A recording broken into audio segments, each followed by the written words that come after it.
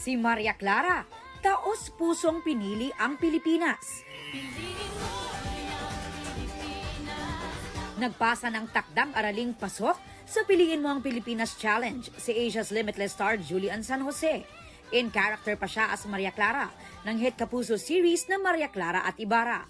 Wala pang 24 hours since in-upload, may mahigit 1 million likes na yan sa iba't iba niyang social media accounts at 6.1 million and counting ang views sa TikTok. Full support ang kanyang Kapuso stars, especially the other half of Julie Ver, River Cruz at si Binibining Clay Barbie Forteza. Hirit ng netizens, galaw-galaw naman daw, Clay. Abangan nyo. Ang dami mga pinapagawa sa akin. Usap-usapan din ang unkaboggable version ng Showtime host na si Vice Ganda. Dahil from this to this. At ang bayan niyang pinili nasa dulo ng bahaghari. Truly mothering si Vice sa kanyang Piliin Mo ang Pilipinas Challenge.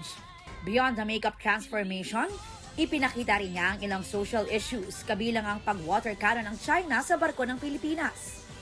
Pinuri at pinasalamatan pa siya ni PCG spokesperson for the West Philippine Sea, Commodore J. Tariela. This is the right time for us to realize na dapat kahit anong, kung nasa gobyerno ka man, nasa pribado ka, piliin natin ang Pilipinas. Ang slay at relevant paandar ni Meme, pinusuan at hinangaan online. Lalo na ang mensahe niyang kahit mahirap kang ipaglaban, pinipili pa rin kita, Pilipinas.